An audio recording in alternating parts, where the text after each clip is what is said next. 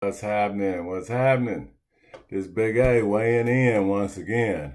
Hey, I'm taking a break from the whole series on how to find a good mate for right now because something else had been on my heart for a while. The whole Colin Kaepernick thing. I don't know if I'm pronouncing his name right now. Kaepernick. Anyway, you know who I'm talking about. This young man that started taking a knee. You know, I got to weigh in on this subject. It's been bothering me for a while. I've been keeping my mouth shut. But, the question is what Colin Kaepernick, is he really wrong on how he's protesting? During an interview with Colin, he said, I had great respect for the men and the women that have fought for this country, which, I'm one of those, 7 Special Forces Group, Vietnam era. He said, I have family and I have friends that have gone and fought for this country, and they fought for freedom. They fought for the people. They fought for liberty and justice and everyone. And I'm quoting him. And that's not happening. The liberty and justice piece is not happening now. People are dying in vain. Because this country isn't holding their end of the bargain out. As far as giving freedom and justice, liberty to everyone, that's something that's not happening in this country. I've seen videos, I've seen circumstances where men and women that have been in the military have come back and been treated unjustly by this country. They have fought for. And members of their family and their children have been murdered by this country, murdered on this land. And that's not right. And I'm quoting Colin. He said, sure, this protest, no, that's the part he said. As far as I'm concerned, this is going back for years, when black veterans have come back into this country, not just blacks, but minorities, period, and been, back from Vietnam era, spit on and called baby killers and all that. It's not right, to fight for this country on one end and come back and be treated so poorly. We know what's going on. One woman said, hey, she had an entire white audience, and this was a white woman that said, if anybody in this audience would be okay with the way minorities are being treated in this country, I want you to stand up. You've probably seen this video, and absolutely nobody stood up. Now, what does that say? To me, in my mind, that says that what's going on is wrong. And it's back to the point that, if you're not part of the solution, then you're actually part of the problem.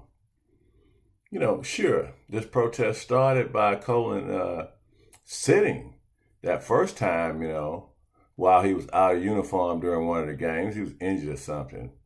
But then an Army Special Forces veteran, one of my brothers in the military, Special Forces, Nate Bowers, he said in an interview, in the conversation with Colin Kaepernick, he influenced this young man, this former NFL player, to kneel. He said, rather than sit during the anthem, why don't you just take a knee?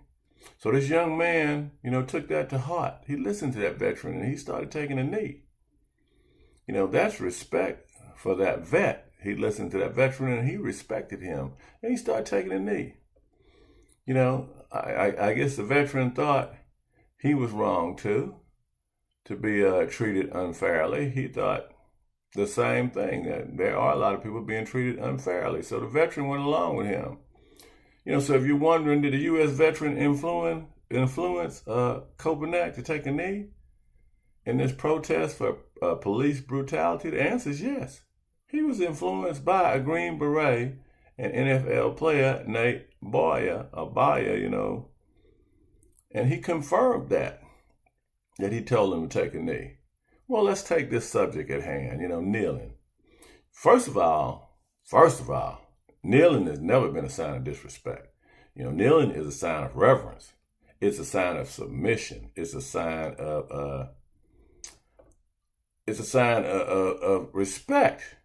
You know, it's a sign of vulnerability. You know, to kneel down before someone or something is to show respect by getting down on one knee. If you don't believe me, look it up yourself and see what kneeling means. You know, kneeling is a basic human position where one or both of the knees touch the ground. And it can be used as a resting position also, but it's an expression of reverence and submission. That's what kneeling is.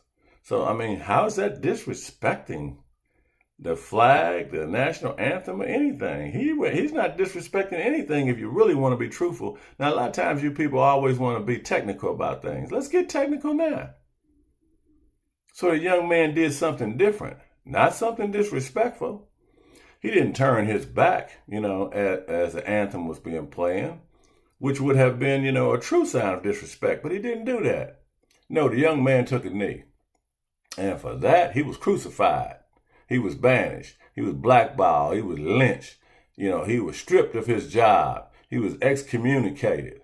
You know, he was shunned by his own trade and the association that's supposed to be representing him. You know, I'm sorry for Colin. Colin, you know, you're living in this country, and once again, you know, if you're black, no matter what you do, it's going to be taken differently. Because if anybody else would have taken a knee, nobody wouldn't have did him the way they doing Colin Kaepernick. And if you're a veteran and you took the side of these other people in offense, you know, to this peaceful protest, because you didn't do anything when a draft dodger took, you know, a veteran, and I don't want to say who that draft dodger was, but he took this veteran name in vain and said, you know, he was captured, so he's no war hero. You know what I'm talking about. No, I ain't hear no veteran speaking out against that. But you're going to speak out against a man that took a knee? You know, how can you so easily forgive somebody calling a true veteran a war hero or somebody a prisoner of war? How can you forgive somebody talking bad about this guy? You know, I guess if you are a wealthy white American, you can say anything and you'll still be backed by the general public. You know, but backed by my veteran brothers? Come on now. I'm just saying that Sunday, you know, at the Family Leadership Summit in Ames, is it Ames? Yeah, Iowa or something like that. When that real estate mogul, and you know who I'm talking about, you know, was running and feuding with this Arizona senator, may he rest in peace, you know, he made that nasty remark. He's not a war hero. He was not a war hero because he was captured. I like people who was not captured. You know, what the fuck? You know, McCain was a former naval pilot. He spent roughly 5.5 years in the notorious North Vietnam, you know, prison in Hanau, what they call the Hanau Hilton, where he was, you know, repeatedly tortured. He spent 2 of these years in solitary confinement. That man gave the ultimate sacrifice. You know, 61 years living in this country. And I'm talking about myself, you know, and serving, you know, the armed forces myself. You know, I'm still fearful for my children living in this country. You know, in a country that claims to be the land of the free. You know, we're still being treated like slaves in some situations, you know, lynching us whenever, you know, we don't conform to what you feel we should do. A country that has, you know, guaranteed, you know, well, graduated from lynching us, you know, to shooting us on the streets as long as, you know, you're wearing a badge. You know, the police force, and I'm not saying all the police are bad. I have a lot of friends in the police force, and I think they're doing a great job. And I know that's a tough job, you know, but that's also the police force is becoming, you know, they're being infiltrated by the KKK as far as I'm concerned, by people who really have a dislike for black people. These white supremacist group members, you know, they're finding it very easy, and you better watch who you're hiring, you know. It's open season on blacks, And you got to think about this, okay? I'm licensed to carry, and so is my wife. And I've took her through extensive training and conversations about what to do with a weapon and how not to just shoot somebody immediately. You don't pull a gun and just shoot somebody. I mean, your life needs to be truly jeopardized. Why? Because taking a life is not a good thing. Taking a life is not a good thing. It's not a good thing morally, spiritually, psychologically. Shame on you. Shame on us for not standing up for what's right, and putting a stop to what's wrong. Years ago, I took an oath to follow the commander-in-chief. I intend to do just that. Since, he was elected, I don't want to speak out bad about the man. He's our president. I'm just going down the record to say, what you did, talking about, this war hero wasn't right. And I'm going down the record to say what y'all doing to this young man, crucifying him is not right. I look forward to some team picking that guy up, if not just for nothing else, just to say, hey, there's nothing wrong with this young man. There's nothing wrong with what he did, and we're going to back him. I mean, is any NFL owners out there strong enough to do that? My father gave me some advice years ago when I started having children, my father always throwing me some pearls out there. And he said, son, the first thing you have to learn is the difference between when your kids do something wrong and when your kids just do something you don't like, And he went on to say, if they do something morally, socially, or spiritually wrong, then you got to get them straight for that. But if they just do something you don't like, then just tell them, you don't like it. Don't crucify them. Don't punish them. Don't chastise them, Just let them know, you hurt my feelings, or, that's really not right what you're doing. So America, stop crucifying this young man, okay?